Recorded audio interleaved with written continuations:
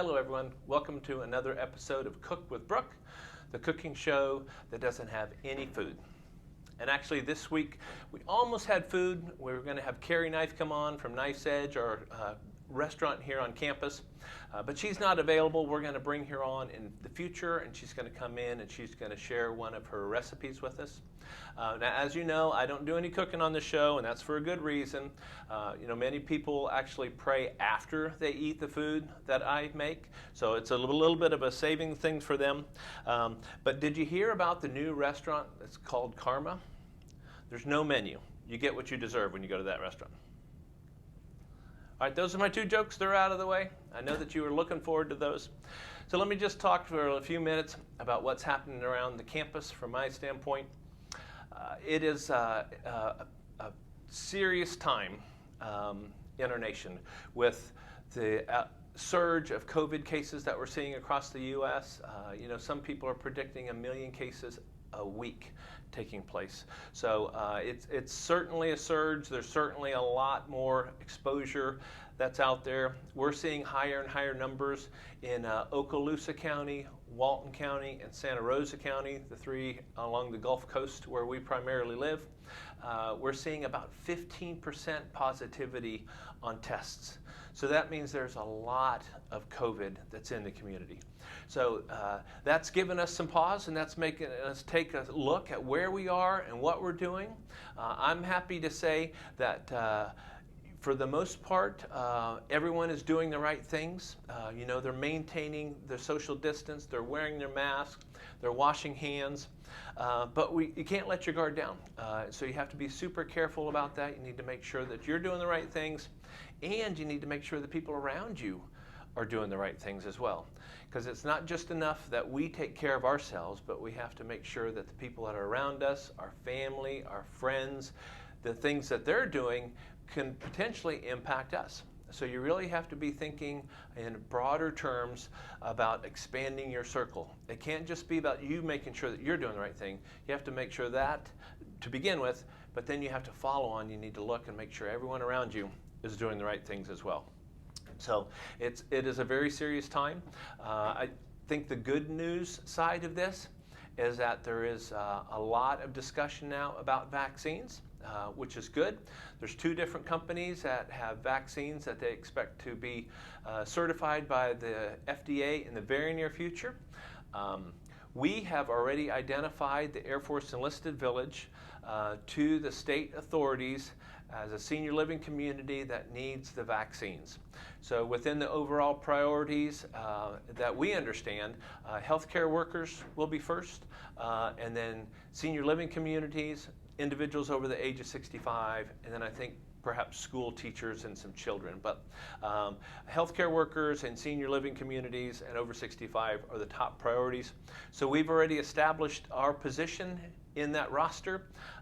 There's a couple of drugstores and pharmacies that are going to be administering the vaccines when they come out. It's probably not going to be in 2020. As much as we would like to have that available within the next month or so, more than likely it's going to be into early 2021. But I wanted to let you know that we are already working that. We're already established our position, and as soon as we get information about that, we will let you know.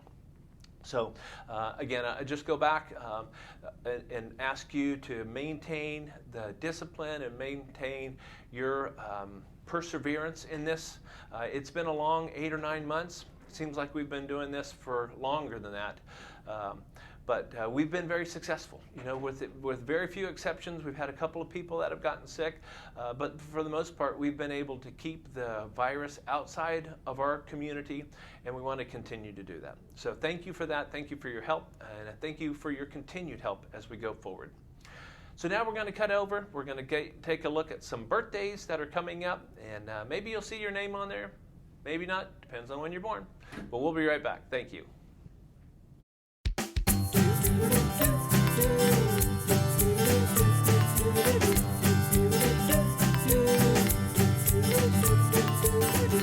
It's your birthday, yeah, happy birthday to you. It's your birthday, yeah, happy birthday to you.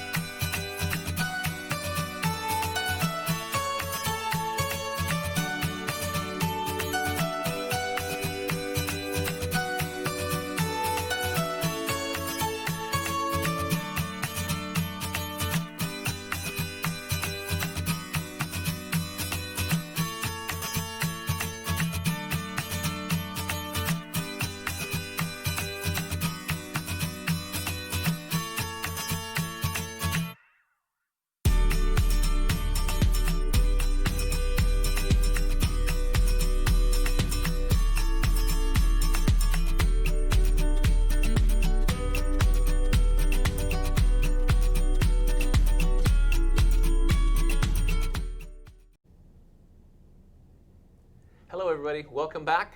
So the menu looks fantastic. I hope you get as hungry as I do when I hear the people talk about the food over there, and we're just so thankful for Knife's Edge and the team over there and the service that they provide to our community.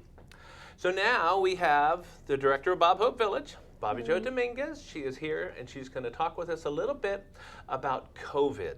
I know that we've already mentioned it a little bit earlier, but in particular we wanted to talk just a little bit about security, things that are changing, and what we're doing to be proactive in the surge that we're seeing in our community. So Bobbi Jo, thank you very much for coming on. Thanks for having me. So good to be back as always. Yes. So let's start off with the gates. So we have had guards on the gates now for about 8 months now, almost 9 months. Goodness, time goes by fast. We have the Holly Street gate still not open. Can you talk with us a little bit about that, please? Absolutely. So as you've seen, we put out just recently the memo that we were going to open the gate on the 16th, and then of course we retracted that statement, and we do apologize for any inconvenience it may have caused. But I felt the sense of people understanding why we did that. And why did we do that? Well, because as you can see in the news and everything that's going on, that things are starting to spike a little bit. So it was just one extra preventative measure that we could take to make sure that we're keeping our campus safe. So, so we are just, as the memo said, it's just going to be, hopefully, in the future we'll be able to open it in the near future. But for now, just to protect what's going on here on AFEV. Yeah, that's smart. And so the Sunset Gate is our entrance when people come in, Yes, sir. and our residents have free access in and out. They have allowance; they can have visitors come in.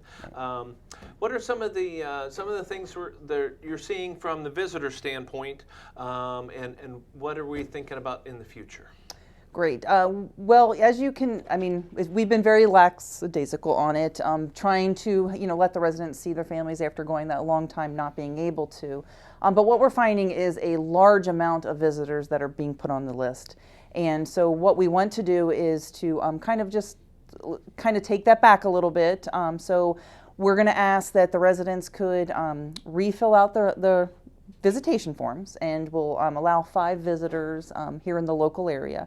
And obviously, if you have people coming from out of town, we're going to understand those things, but we're going to take it case by case. So what you will see from us is a letter explaining what we're doing, and we will also make sure that everybody gets a new form to fill out for their guests that they would like. We're saying 5 guests, and that's not 5 at one time or 5 over a certain. And of course, if you have any questions, just please call us. That's the biggest thing, is just ask the questions. We'll happily answer them. Right, and so I know, having discussed this a little bit with you, that there were some people that had a lot of people that were on Correct. that list, as many as 25 on some people's list. And when you have that many people, basically that defeats the entire purpose of why we have a gated community and why we're trying to make sure we're not open to the public. And so I think this is smart to kind of dial back a little bit and to allow people to relook at who they have, and then later on they can adjust it, as you said, and certainly with special circumstances we will be very, very flexible. Right. Yes, sir. Right. So we've had a few cases on both the Bob Hope Village side, the Hawthorne House side, and the staff side of individuals getting COVID. So what do you do when you get notified that somebody is COVID positive? Well, the first thing is if, and we did put out a memo that you saw from Brooke asking that even if you go get tested, that you just kind of let us know so we can help keep track.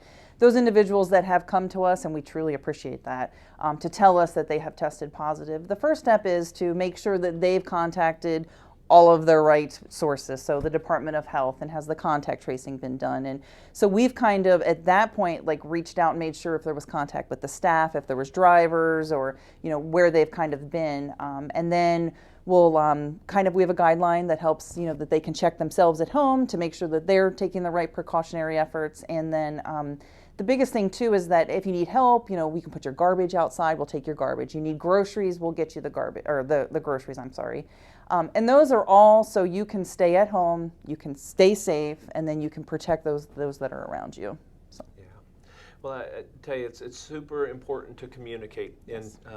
And in this time when there's so much uncertainty and just the risk of being exposed and to not know that you're being exposed. So that's why we ask for people to be as transparent as possible. And of course, we promise to do the same. We have said that from the very beginning, that if there was a case of the resident or staff member, that we would let you know. And we continue to do that. So we certainly will uphold that. But we do ask for your participation in this. We're a community between residents and staff members. We're about 700 strong. And so, we are literally just as strong as that weakest link. So we need people to help us to be able to manage and to be able to coordinate and to be able to come together as a community. Any other thoughts? I mean, holidays right around the corner. Absolutely. Thanksgiving, yay. So we do, we're very excited to be able to deliver, or I know you've given the option to pick up your meal for Thanksgiving. And so it looks great. I was just looking at the desserts, made me very hungry. Thank you very much. And so what we are asking, though, is that on the pickup day, we'll kind of make sure that things are so we're not gathering again in those large areas. And I know that one of the questions that I was just thinking about this, Brooke, that we're kind of limiting the visitors coming up very soon, and some of them have signed up to have their families and meals delivered. So we'll obviously take that into consideration, but it is huge. And as you've heard on the news, that's the big thing right now, trying to avoid the large gatherings during the holiday anytime, but specifically with the holidays, because of course, we're thankful for what we have in our families, and that natural tendency is to gather. So, right. But very, very excited about Thanksgiving. So. Well, that's great. Well, we're looking forward to it, obviously, and then we're going to roll right into the rest of the holiday season, yes. And we're going to have a parade, which is exciting. Yes. Everybody loves a parade. I'm sure the rumor's gotten out because a lot of people have been asking about it, but boy, we've had a lot of people interested in coming out to make your holidays even better. And the best way that we thought that we could do that was have a parade, show different talents, different cars. You're going to be surprised at some of the things that are coming out. And the girls came up with a great Grinch theme, so more to come on that. But very, very excited. The plans are to get the decorations out to make it as normal as possible. So, because we are so thankful for a place that we live and how safe that we've been able to stay. So, yes, sir. So you will not see me in a sleigh with a scruffy little dog in front of my sleigh dragging it along. So that's not going to happen. But I am going to be out there. I look forward to doing the parade, and just so thankful for you and your team and all that you do. The parade is a fantastic way to be able to acknowledge the importance of this season and to come together, but to do it in a safe way. And I'm also, sometimes overwhelmed with the support that we get from the community, with the different groups that want to come in and the people that want to participate. So thank you for doing that. Thank you for you and your team, as always, taking care of our amazing residents. We'll be right back. We're going to cut over and take a look at some birthdays, and then we're going to come back and we're going to do a closing. So thank you very much for joining us, Bobbi Jo, and thank you for watching.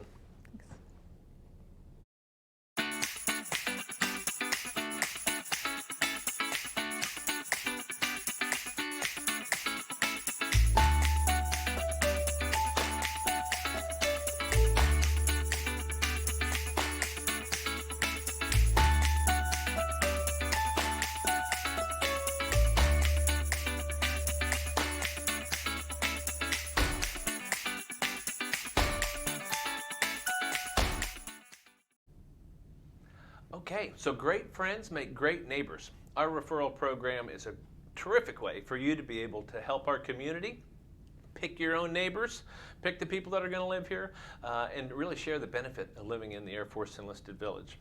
So please help spread the word, help people to understand what it is that we do and the opportunities to live in this amazing location. So thank you for tuning in today. We had Bobbi Jo come on, share a little bit about what's happening with the campus itself, security, some of the holiday things we got coming up. Hopefully you enjoyed it. We really appreciate you. We appreciate the fact that our family comes together as we're coming into the holidays. There's always an additional layer of emotion that's present in the holidays, whether it's for the people that we're thinking of, the family that we may not be with anymore or may not be with us anymore, it is a more emotional time. So please watch out for each other. We're a group of people that come together that watches out for each other. It's what we've been doing in this entire year, and it's what we will continue to do. So be aware, be friendly, be courteous. Thank you again for tuning in. Hopefully you will get something out of this show. It's been a pleasure being here with you today. Hope that everybody's doing good. Let us know if you need anything at all. God bless you all. Please stay safe, and we'll see you around the campus. Thank you.